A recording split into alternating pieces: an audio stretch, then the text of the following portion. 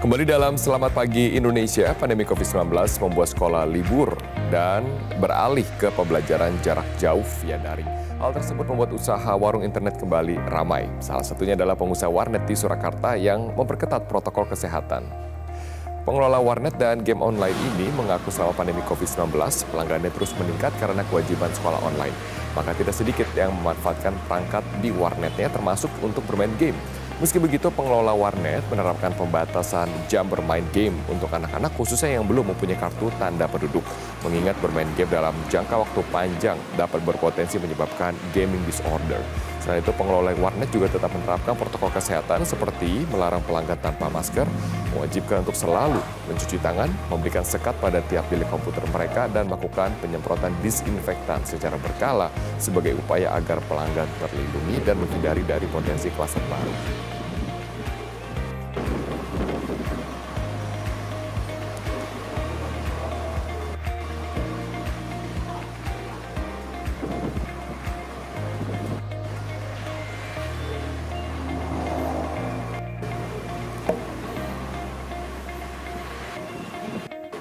Hyper Casual Gaming dari Adjust melaporkan pada akhir Maret 2020 aplikasi game seluler mengalami peningkatan sebesar 75% jika dibandingkan dengan tahun lalu. Waktu bermain para pengguna game online juga mengalami peningkatan sebesar 47%. Namun tahukah Anda ada yang namanya gaming disorder yang mengintai Anda ataupun juga anak-anak Anda di balik meningkatnya aktivitas game online. Apa itu akan saya bahas bersama dengan seorang dokter yang telah bergabung melalui sambungan Zoom. Ada seorang psikiater anak dan juga remaja, Dr. Yunias Setiawan, yang sudah bergabung bersama dengan saya. Selamat pagi, Dr. Yunias, apa kabar? Selamat pagi, Mas Robert.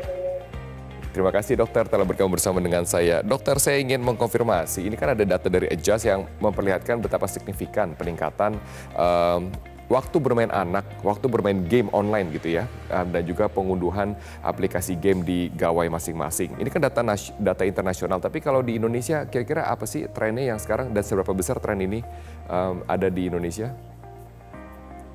Baik, Mas Robert. Memang akhir-akhir ini di suasana pandemi berkembang. Jadi kondisi ketergantungan gadget itu semakin meningkat. Indonesia sendiri adalah negara terbesar di Asia ya dalam penggunaan gadget ini. Bahkan gangguan ini sudah masuk dalam gangguan kejiwaan. Betul, Dokter Yunias, jadi kurang lebih datanya sama seperti itu ya, peningkatannya sebesar itu di Indonesia juga. Betul. Oke, tapi pertanyaan saya dokter, kemudian memang ini sudah masuk dalam kategori penyakit kalau tidak salah ya oleh WHO, betul ya? Gangguan, bukan penyakit, gangguan dari WHO, betul ya? Gaming disorder itu. Tapi pertanyaan saya, kita juga harus memahami kondisi yang ada, yaitu kalau kita bicara mengenai anak-anak dikorbankan waktu bermain dengan teman-teman mereka, waktu bermain di sekolah, waktu beraktivitas di luar ruangan, dan mereka harus mempunyai outlet gitu ya, mempunyai penyampaian energi mereka melalui game online. Apakah salah untuk bermain game online? Baik, sebetulnya bermain itu tidak salah ya Mas Robert. Karena bermain itu adalah dunia anak dan remaja. Tetapi yang dikhawatirkan apabila mainnya itu berlebihan. Sehingga mengganggu aktivitas di sekolah, bermain dengan teman, dan pekerjaan. Sehingga menimbulkan tergantungan fisik dan mental. Nah, seberapa parameter dari kelebihan itu bagi orang tua dan juga anak-anak, dok? Maksudnya parameternya itu begini, yang dimaksud kecanduan adalah apabila anak itu menggunakan internet yang terus-menerus dalam waktu 12 bulan, minimal 5 gejala ini. Misalnya waktunya tuh terus menerus dengan gamenya ini. Terus dia juga marah kalau gamenya dihentikan itu akan marah. Terus dia tidak mau bermain lagi, menarik diri dari temannya. Hobi dan minat tidak dilakukan lagi. Panjang hari hanya bermain dengan gamenya itu. Dan yang paling bahaya itu kalau dia berbohong gitu. Dan juga isolasi dirinya. Oke, itu berarti gejalanya, dokter. Kita juga tergabung bersama dengan seorang psikolog klinis anak dan juga orang dewasa, yaitu Mbak Ratna. Selamat pagi, Mbak Ratna. Selamat pagi, Mas Robert. Ya, terima kasih telah bergabung bersama dengan saya. Mbak Ratna, kita sudah mulai duluan nih mengenai gejala-gejala dari orang dewasa maupun juga anak-anak yang dinamakan dengan gaming disorder gitu ya.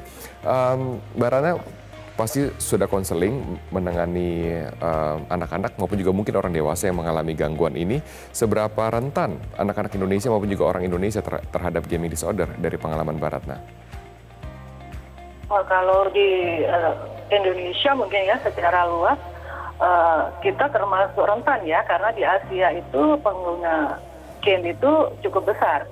Tetapi kalau dilihat juga dari tempat praktek saya, dalam 1 atau 2 bulan itu kita menjumpai kasus 3-4 ya, 3-4 anak yang dikonsultan dan remaja tentu saja.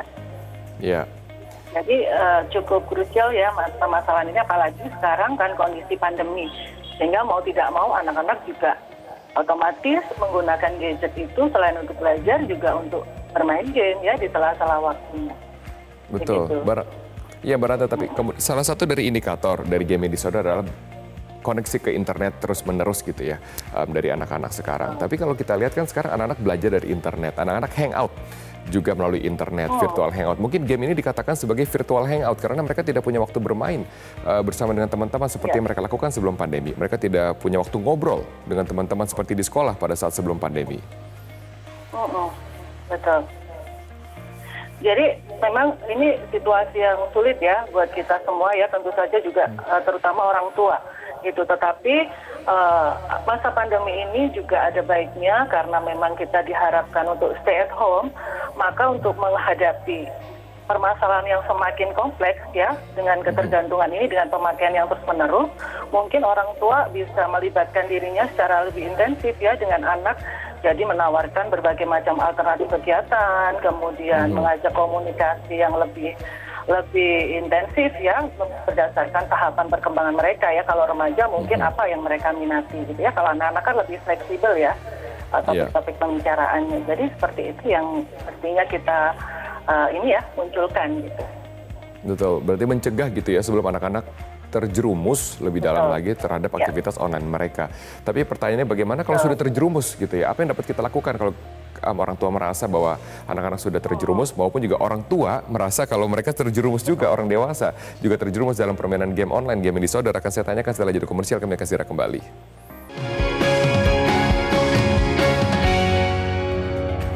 Akan saya lanjutkan bersama dengan seorang psikiater dan juga seorang psikolog. Pertanyaan saya, bagaimana kalau seseorang merasa sudah terjerumus ke dalam gaming disorder atau anak-anaknya terjerumus?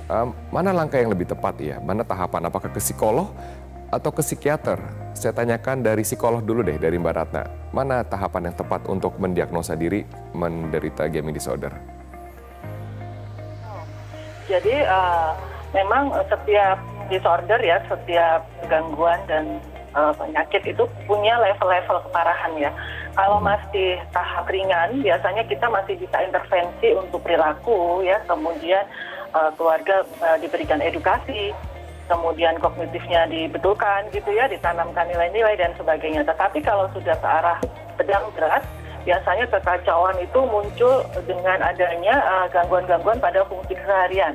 Misalnya bantu diri, kemudian juga mengganggu proses belajar, dan yang lebih parah juga mengganggu proses interaksi dengan teman-teman dan keluarga tentu saja ya. Nah ini kalau lingkungannya tidak bisa support, akhirnya kita harus rujuk ke psikiater atau dokter jiwa gitu.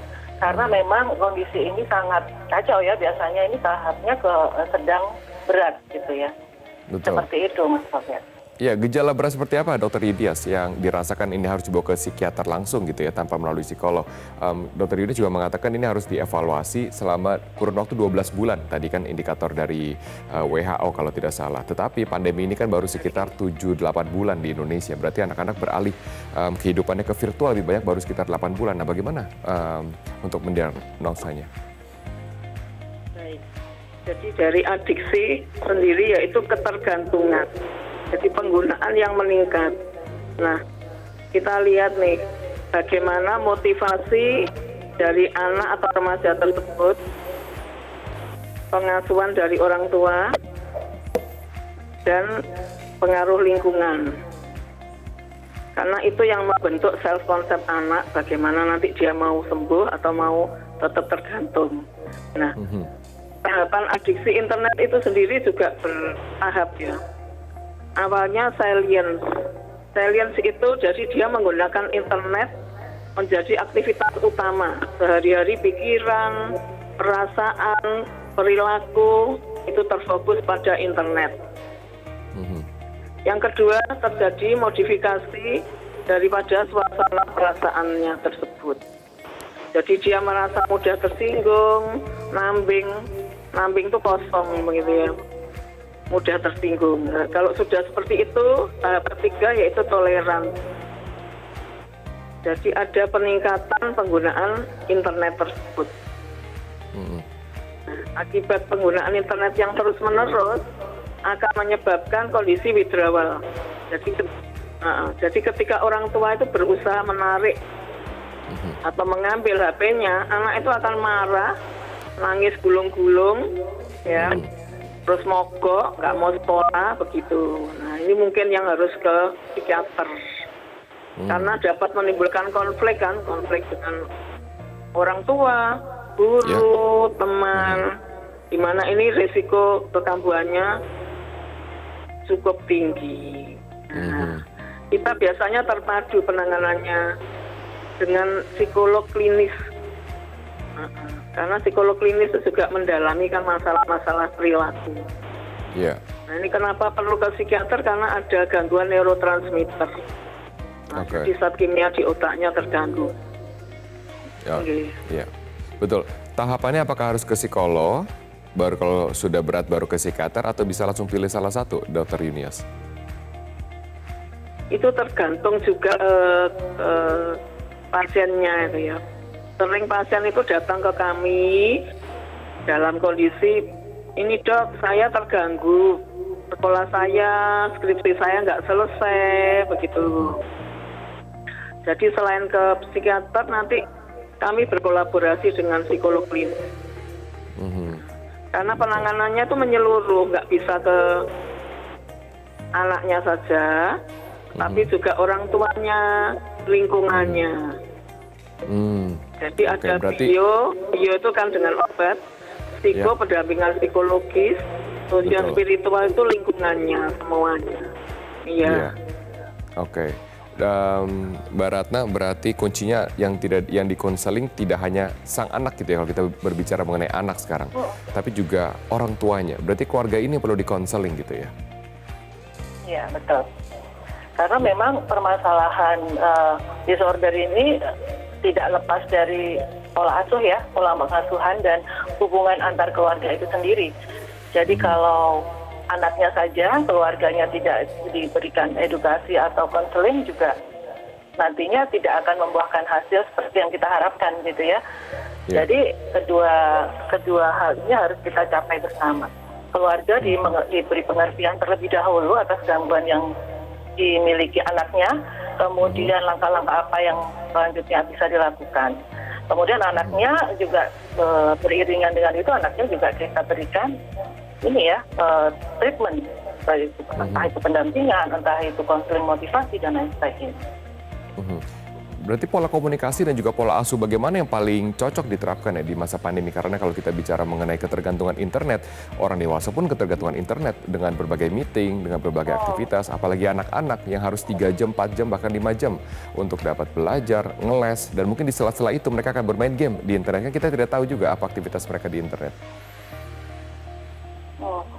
Jadi memang pola asuh saat ini itu tidak boleh lepas dari pengawasan ya, pengawasan yang lebih intens. Jadi karena tidak mungkin juga kita menghambat ya, dalam arti kata memisahkan anak-anak dari gadget karena proses belajar semua ada di situ. Nah, ini pengawasan harus lebih intens, tetapi komunikasi juga harus menjadi lebih efektif gitu. Karena berdasarkan tahap perkembangan ya, kalau anak-anak masih bisa kita berikan pendampingan dan kontrol gitu ya, lingkungan dan mungkin pembatasan waktu dan lain sebagainya. Tetapi kalau dengan anak-anak yang lebih besar, remaja atau remaja, mungkin kita akan berikan komunikasi dalam bentuk negosiasi gitu ya. Misalnya apa yang bisa membuat kamu tidak merugi, menguntungkan, apa yang bisa membuat kamu merugi gitu dari hal ini. Itu harus diberi pengertian tersebut.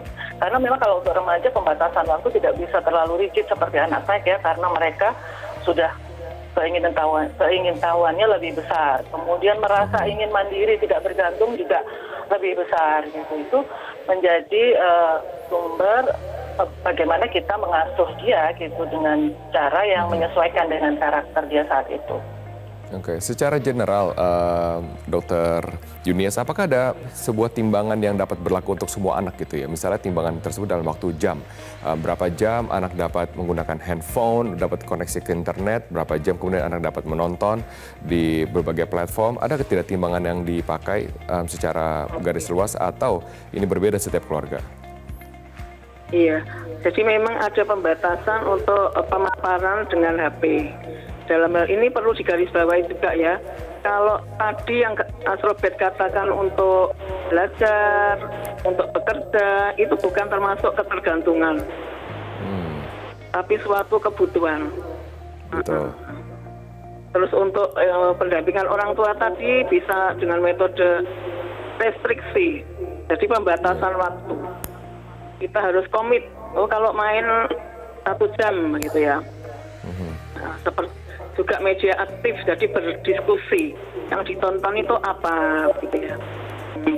Atau co-viewing, melihat dan berkomentar. Nah, betul. Kalau secara umum batasan dari WHO 0 sampai 2 tahun itu tidak disarankan menggunakan gadget supaya tidak terpapar dengan game. Ya. Juga perkembangannya kan belum optimal ya, perkembangan mata, terus juga dia perlu sensori motornya bergerak bebas begitu, supaya tidak timbul penyakit-penyakit pada tubuhnya. Terus 2 sampai 3 tahun 30 menit per hari. 3 sampai 4 tahun ya kira-kira 1 jam. Oke, di atas 5 tahun berarti kira-kira boleh berapa jam? Di atas 5 tahun 120 menit. Tapi artinya itu dengan jeda ya, tidak 120 menit itu karena boleh jadi dibiarkan 120 menit. Yes. Oke. Jadi Terima harus kasih. seimbang memang. Ya. Betul, terima kasih Dr. Yunias dan juga Mbak Ratna. Jadi kalau saya garis bawahi, penting sekali radar orang tua ya untuk kemudian mendeteksi apakah mereka sudah masuk dalam gaming disorder dan juga pisahkan dari kewajiban mereka yang dilakukan secara internet, yaitu bersekolah maupun juga ngeles, mungkin juga ekskul sekarang di siang-siang hari. Ya. Terima kasih Dr. Yunias, terima kasih Mbak Ratna telah berbagi pengetahuan bersama dengan kami dalam Selamat Pagi Indonesia. Kami akan segera kembali bersama dengan Sarawin, kami akan hadir dengan segenap informasi aktual lainnya.